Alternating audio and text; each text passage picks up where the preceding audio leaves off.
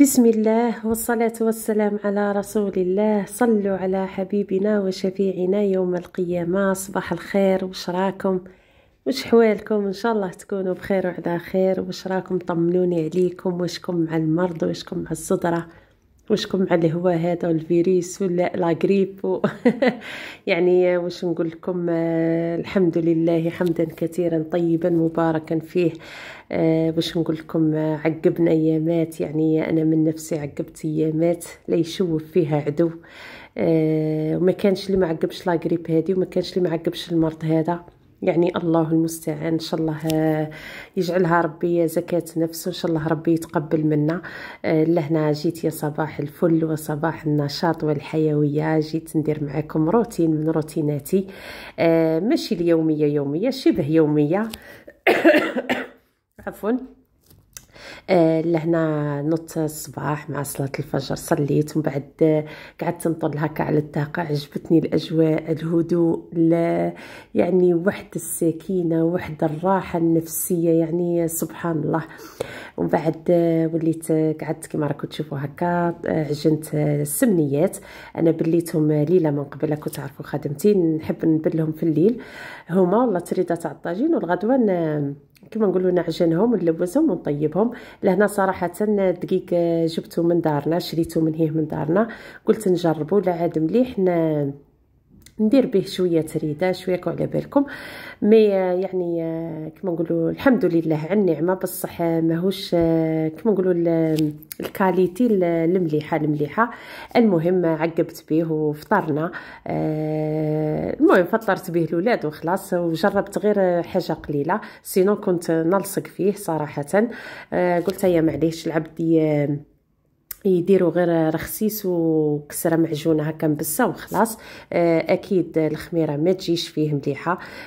كما تعرفوا الخميره يليق لها الدقيق المليح. المهم لهنا بعد ما طيبت وكملت وعجنتها لوزتها طيبتها، فطرت الاولاد راحوا يقراو. ومن بعد لهنا تحزمت خويتكم من خدمه الدنيا، خدمه الدار اللي ما تخلصش. نبداو بالكوزينه، انا نبدا بالكوزينه طول، هي الاولى، هي اللي مدارت لي الكوشمار. صافي لازم كي نكملها ونغسل الماعن ونفرزها وندبر كما نقولوا غدايا، نلقى الغدا واش ندير. عندي هذاك النهار عرس لهنا واش نقول لكم، معناتي تاع العشاء صراحه ما غسلتهمش غير شويه برك. مع قلت لكم والله ما لعبت شويه. كنت عارفوا من المرض كي يخرج من المرض هذيك هي تاني اللي تجيه شويه واعره، شغل اللي كما نقولوا يوهن، تلقاي فريستو كامله مدقدقه، تلقاي عظامه ما مش مجمولين، الطرف ما حاكم في خوه. المهم اللي هنا قلت لكم كملت كلش، غسلت الماعن، فرزت الكوزينه، نقيتها. واش نقول لكم، خدمة الدار ما تخلصش، يعني كامرأة جزائرية ماكثة في البيت والله لا شتات الخدامات تاني ربي يعينهم. تاني تلقاهم دايرين بروغرام لرواحهم، تلقاهم كما نقولوا دايرين هكا برنامج منظمين اوقاتهم باه يوفقوا بين الخدمه تاع برا والخدمه تاع الدار والولاد وهاكو تعرفوا. زيدوا واش نقول لكم لهنا، انا ندير روتينات هكا ساعه غير باه نحفزكم، نديروا شويه نشاط شويه حيويه. كما نقولوا نستفادوا من بعضنا، نستفادوا نهزوا على بعضنا.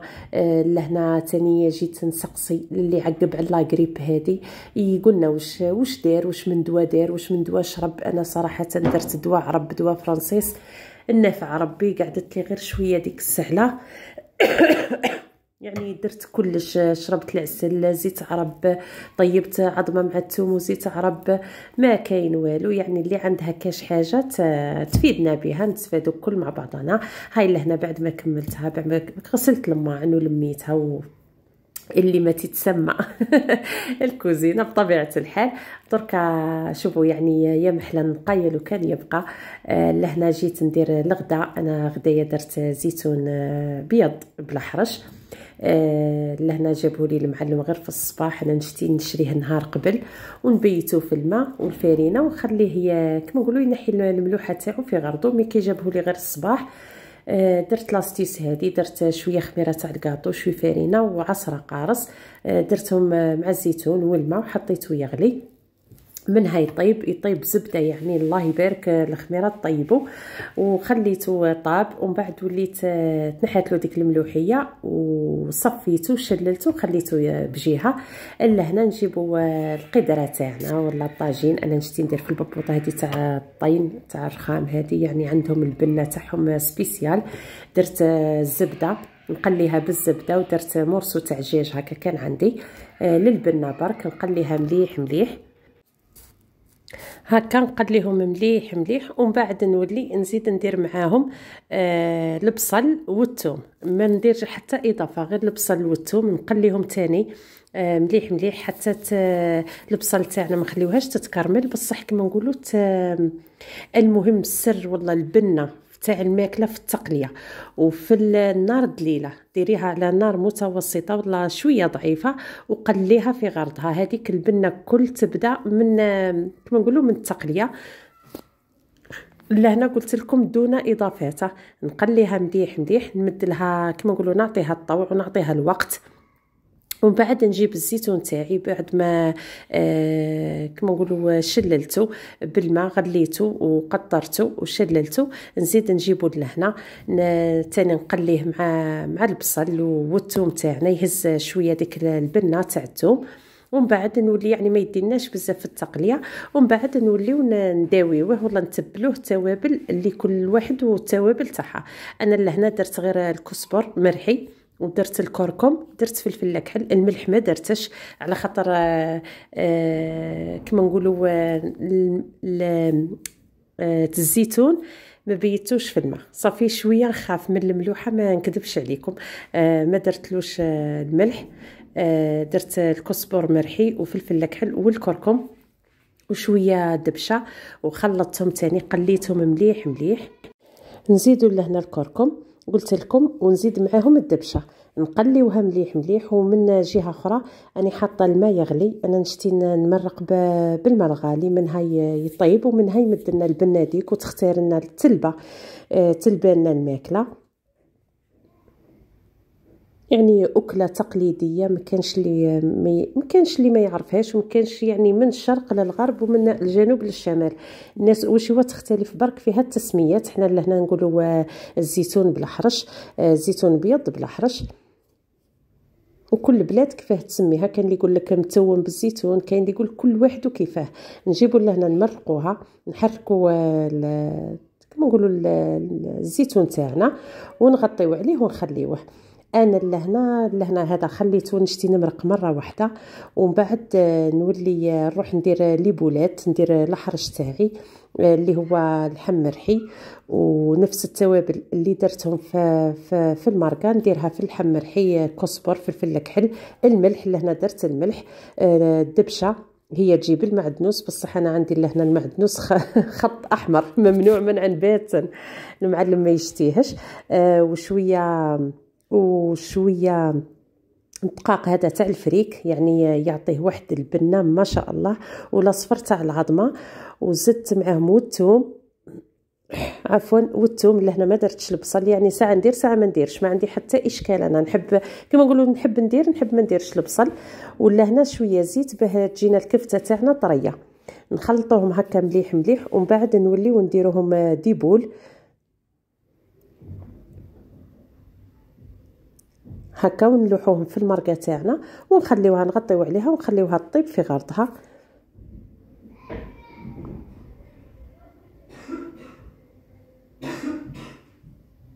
هاي لهنا قلت لكم انا نشتي نمرق مره واحده، ما نطلش نمرق ونعاود نمرق ونعاود صافي البنه كلها تروح. نمرق مره واحده ونخليها تطيب في غرضها.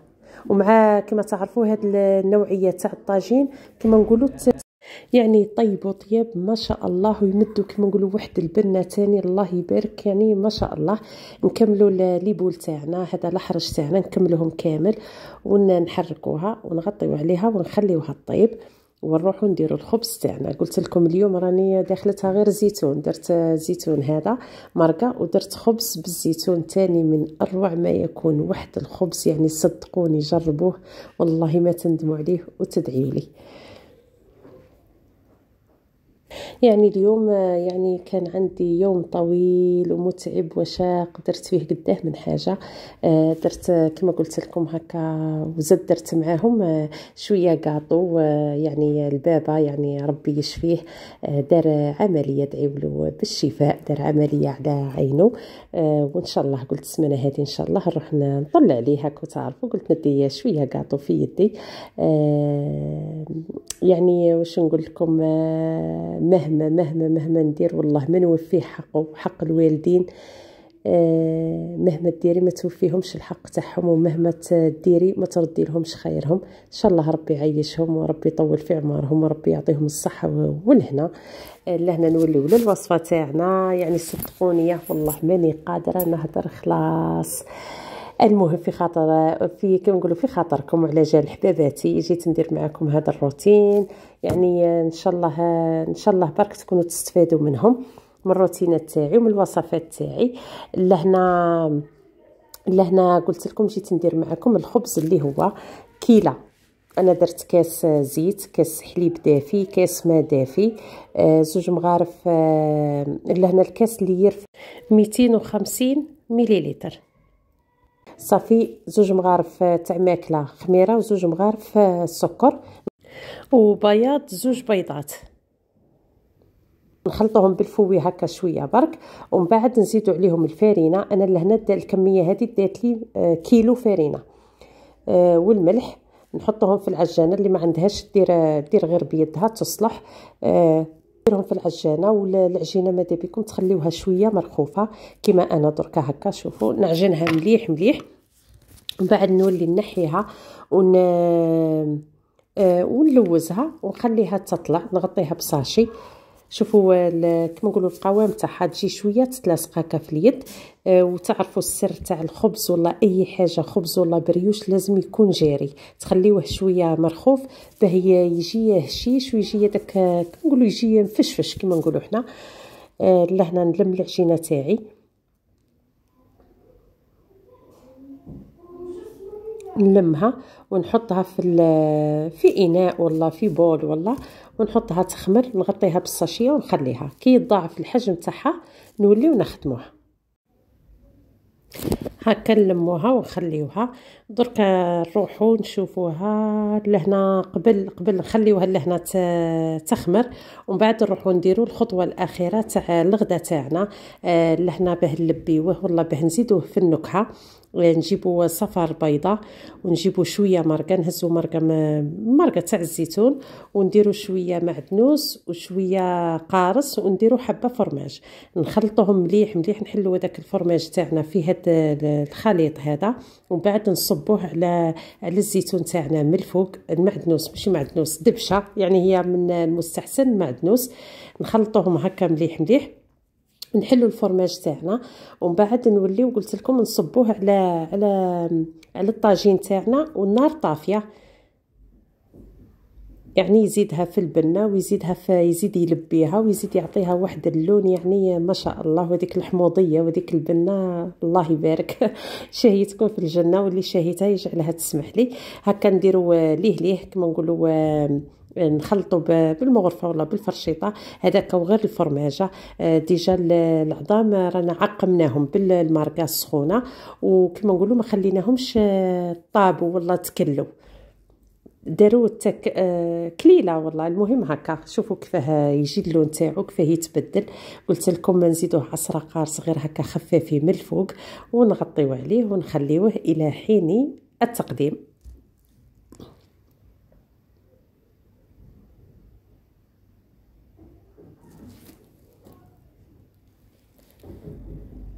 هكا نحطو غدانا على جهه، ونروحو نكملو الخبز تاعنا. شوفوا بعد ما خمر، يعني الفرينه تاني تلعب دور. انا لهنا صراحه درت فرينه ماما تاني، على خاطر كانت عندي تاع الغواط وخلصت لي تاني هي ما شاء الله. بصح لهنا شريت تاع ماما. لهنا نفرغوا العجينه تاعنا، نديغازيوها، نحيو لها نخرجوا لها الهواء، ومن بعد نقسموها على زوج. انا لهنا درت قيمه زوج خبزات. نجيبوا لي بلا تاعنا، نلوزو كاس على العجينه ونجيبوا لي بلا تاعنا ندهنوهم بالزيت، والفور ديجا رانا شعلناه على درجه حراره القصوى من الفوق ومن التحت، نشعلوا عليه من الفوق ومن التحت، وكل وحده تعرف الفور تاعها، وما تديش بزاف في الطيابه، عفوا ما تديش بزاف في الطلوع، يعني تزرب تخمر مع شويه الحال سخون، يعني شويه الحال دافي، الدار دافيه. ها هي لهنا نحطوها نخليوها تنزل شويه، ومن بعد نوليو نقرصوها وندهنوها بصفار بيضة مع شويه حليب، ومن بعد نوليو نديرو التزيين اختياري. انا لهنا درت رشقت لها هكا الزيتون، قلت لكم خبز بالزيتون.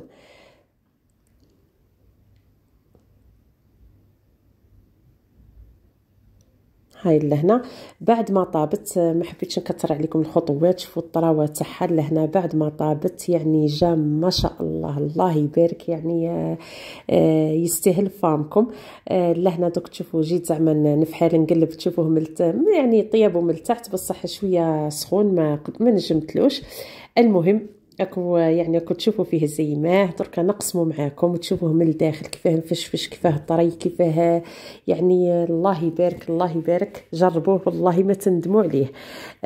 لهنا جا وقت التقديم، جاو الولاد من القرايه، جا المعلم، جا دركا وقت التقديم. انا الزيتون من هنا حطيته، درت له شويه دبشه، طرونج تاع قارص، زدت له عصره تاع قارص، ولا هنا نقسم معكم في الخبز.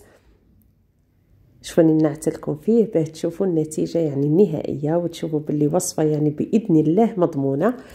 ان شاء الله تجربوها برك، وان شاء الله تخليوا لي في التعليقات، وكما نقولوا تعتمدوه. العبد يبدل شويه، خبز الدار كسره خميره، خبز الدار كسره خميره، شويه بريوش.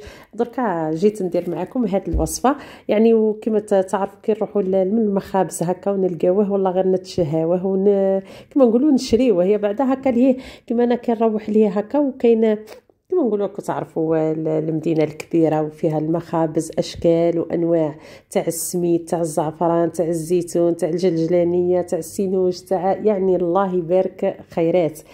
المهم كان هذا غدانا اليوم، كان هذا روتيني تاع صبحة اليوم. ان شاء الله شهيتكم في الجنة، واللي شهيتها يجعلها تسمح لي. لهنا خويتكم ما يتنش في الدبان، يعني دار فيا رايو وقته، يعني وقت الخريف وقته. لهنا نكمل هذه هكا، ومن بعد نحط الولاد يتغداو، نلم كوزينتي. قلت لكم الدنيا هذه اللي ما تخلصش، والخدمه تاع الدار اللي ما تخلصش. ومن بعد نروح ندير معاكم وصفه تاع الكاطو اللي قلت لكم درتو يعني البابا، وصفه تاع صابلي بدون بيض، من اروع ما يكون، اقتصادي بصح التزيين يقعد اختياريه. درت لكم تزيين تاني مميز، يعني بسيط ومميز. ان شاء الله يعجبكم، وتبعوا معايا الخطوات. لهنا راني ابريميدي بعد الظهر، يعني بعد ما صليت الظهر قلت لكم لميت الكوزينه، الاولاد راحوا يقراو، ولمي ورا الظهر. هيه لهنا جيت ندير معكم الصابلي اللي هو صابلي بدون بيض، يعني صدقوني غير تقولوا غريبيه، من اروع ما يكون. عندي لهنا في اناء درت 500 غرام مارغرين، درت كاس فرينه، عفوا 500 غرام مارغرين، كاس سكر كلاصي. الكاس هذا تاع ام وليد اللي يرفد 220 على ما اظن، 220 مليلتر. كاس سكر كلاصي، كاس مايزينا، وكاس زيت. نخلطوهم بالباطور مليح مليح، تجينا كي الكريمه تاع الزبده، كانه كريم وبر. نخلطوهم بالباطور، اللي ما عندهاش الباطور دير بالفوي، ما عندهاش الفوي دير بيدها عادي في بلادي. لهنا نخلطوهم مليح مليح، ومن بعد نوليو نزيدو نضيفو الفارينه حتى تتلم العجينه، وباكي تاع خميره تاع الكاطو. يعني صابلي بسيط حشيت وانا لصقته بكريمه الزبده تانية اقتصاديه. ودرت له الكلاصاج بالشيكولا، ومن بعد تشوفوا معايا التزيين تاعو، تشوفوا كما نقولوا التزيين تاعو النهائي. فرينه وندير معاه باكي تاع خميره تاع الكاطو، ونلمو ما نعجنوش، كما نقولوا به ما يطلقناش الفرينه، ما تطلقناش العلك تاعها. انا الفرينه تاعي لهنا راني مغربلتها، نغربلها نصيرها ونخبيها في البورطمونجي باه تجيني سهله في الاستعمال.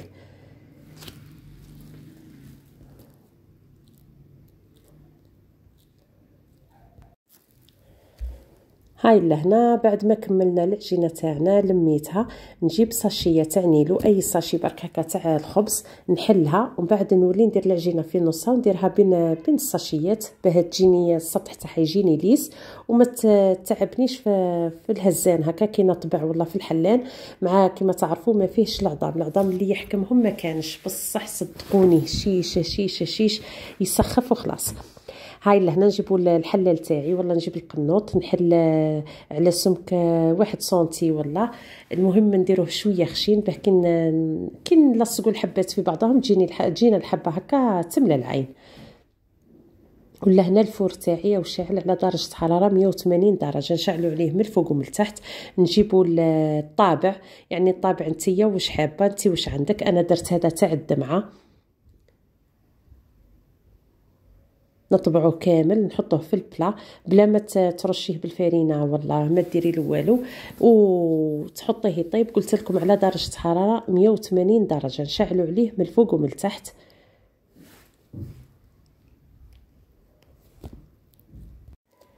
شوفوا السمك تاعو قد مع يزيد يطلع هذاك هو يجينا كما نقولوا مليح. نكملوا العجينه كامله تاعنا وشوفوا علاه قلت لكم ديروا البلاستيك هذا يعاوننا في الخدمه، ما تكسرناش الحبه وتجينا الحبه مفينيه.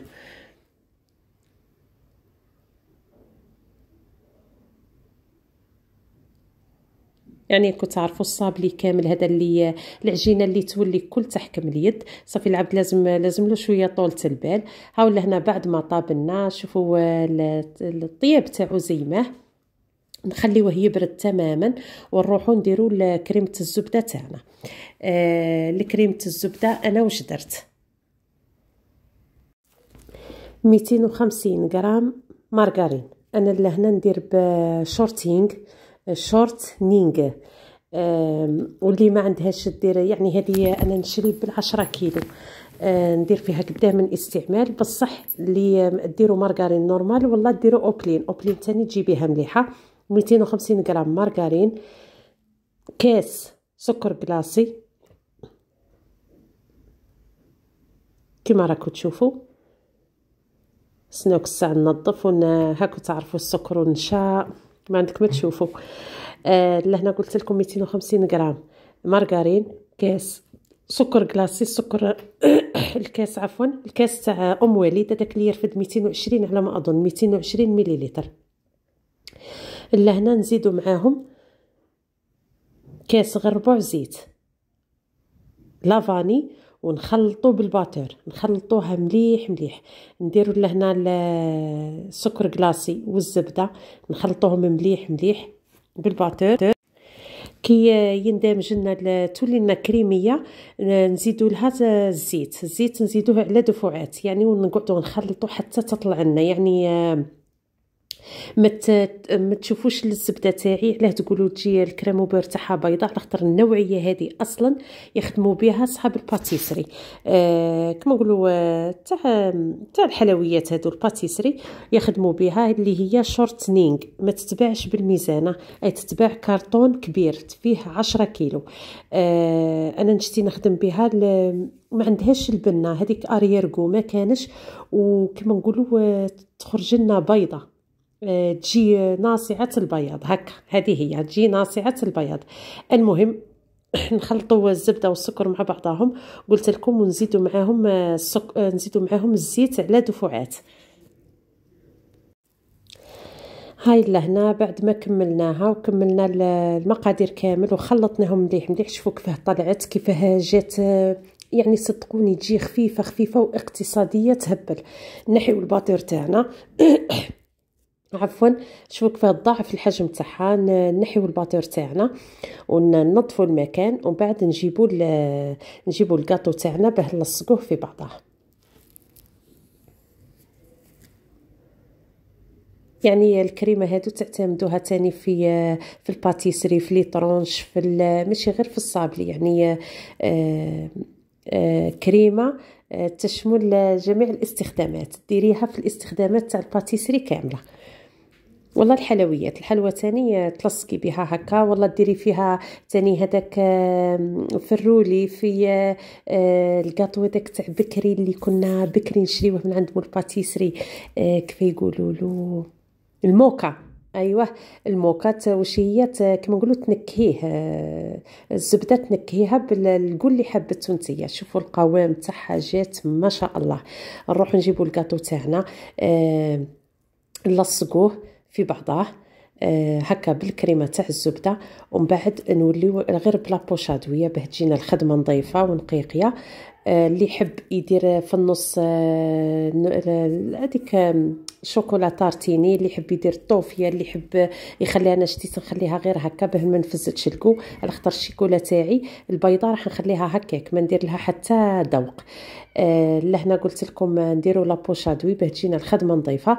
نعمروا نلصقوهم في بعضهم ونحطوهم في الكونجيلاتور. الخطوه هذه لازم تحطيها في الكونجيلاتور قبل ما تقلاصيها. ما تنساوش باللي راهي العجينه ما فيهاش العظام، كما نقولوا لازم تعاونيها كما نقولوا تبرديها في الكونجيلاتور باه كي ديري لها الشيكولا ما تتكسرلكش. انا لهنا نخدم يعني بدفعات، ندير شويه نقلاصي، نحط درتهم كاملين ومن بعد حطيتهم في الكونجيلاتور، ومن بعد عدت نقلاصي غير بالحبات، يعني باه ما نغلبش، ما تعبنيش، وكما نقولوا وما نكرهش منها، ما نملش منها. كما تعرفوا الصابلي يدي اليد، الحاجه اللي تلصق هكا في بعضها تدي اليد.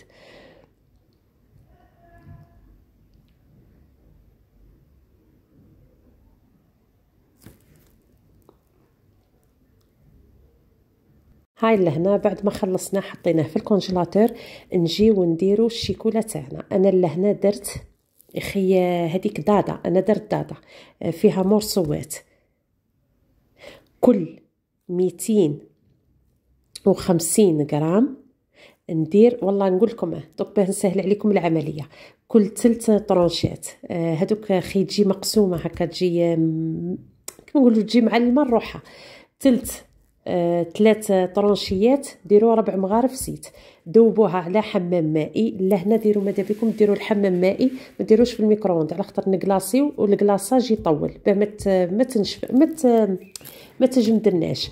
لهنا قلت لكم 3 طرونشيات هذوك تاع الشيكولا دادا، ندير لهم نخليها تذوب على حمام مائي، كي تذوب خلاص نزيدوها 4 مغارف زيت.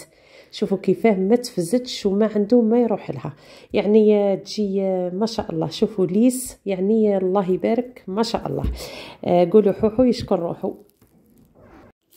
هاهي لهنا نجيبوا الكاطو تاعنا نديرو في الفرشيطه. انا لهنا خطره اللي عدات درتها في الكباش، والخطره هذه نسيت صافي كما نقولوا غير نسيس فيها بشويه، بصح في الكباش تنفضي يسيح لك هذيك الشيكولا الزايده كامله تسيح لك، كما نقولوا ما تبدريش، ما تستهلكيش بزاف. هاي لهنا نديروا الفرشيطه، والله يعني ماذا بكم ديروا الكباش هذاك، حنا نقولوا الكباش، وتقلاصي بالحبه هكا بالمغرفه، وتحطي فوق ساشيه، ديري ساشيه ثانيه دوك ساشيه تاع الخبز، ماشي شرط ديري بابي كويسون، والله يعني الفزاد ما كلاه. لازم احنا نقتصدوا في كلش، هاكو تعرفوا لازم العبد يقتصد، ولازم العبد يخدم راسه شويه، ماشي كلش اشري كلش بالصوارد. لا نديروا ساشيه برك تاع الخبز نحلوها ونديروها في البلاط ونقلاصي ونحطوا فوقها باه كي نجيو نحيوها ما تلصقناش بكل سهوله تتقلع لنا. انا لهنا جبت درت غير خطوط هكا بهذيك العفسه هذيك تاع هاي تجي قرعه هكا، يعني صراحه ما عجبتنيش، دير خطوط شويه خشان. درك نكمل هاد الحبات ومن بعد الاخرين نكملهم بلا بوشادوي، لابوش طابل ننقبو غير هكا خفيف، نحب الحاجه تكون مليحه. انا لهنا درت تزيين بالورد وبالاوراق الذهبيه، تزيين كما نقولوا بسيط وجا كما يقولوا كيوت جا باهي وجا يسخف. ان شاء الله برك تكون الوصفه عجبتكم. وكافكار هكا قلت لكم نعت لكم غير الافكار يعني الاقتصاديه والسهله، لهنا ما تقولوا ليش هذه ماشي اقتصاديه، نص نص. العبد اقتصدنا في العجينه، فحفحنا روحنا في الديكوراسيون. المهم شهيتكم في الجنه، واللي شهيتها يجعلها تسمح لي. ان شاء الله تكون عجبتكم روتيني تاع نهار اليوم، عجبكم الوصفات، عجبتكم كما نقولوا النشاط والحيويه بالرغم من المرض، بالرغم من شويه العبد شويه مازال فابل، مازال يعني ان شاء الله ربي يعطينا الصحه ولهنا نكمل الديكور معاكم ونشوفوه كتزيين نهائي. والله نشوفوه في صحن التقديم مع دوك شويه تاع الاوراق الذهبيه شيطوني. عندي يعني البانس هذاك بصح والله عجزت به نجبدو، عدت نجبد نهز غير بيدي ونحط شويه. ما تضحكوش عليا، ما تقولوش لا لا والله غير نعرف. وكاين بصح كنت تعرفوا كاين حوايج العبد المهم يسقد برك. والحمد لله حمدا كثيرا طيبا مباركا فيه. جات الوصفه ما شاء الله، وجات النتيجه يعني ما شاء الله، وهكا تشوفوا فيها بعينيكم. وان شاء الله ياكلوها بالصحه والهنا، وان شاء الله كما قلت لكم الله يشفيه ويعافيه الاب تاعي. ودرك نشوفوا النتيجه النهائيه وفي فيديوهات اخرى باذن الله. وما تنسونيش من الدعم والاشتراك، وشكرا جزيلا على التعليقات وعلى الدعم وعلى الاشتراكات وعلى كل حاجه ايجابيه خليتوها لي. وفي فيديوهات اخرى باذن الله. سلام.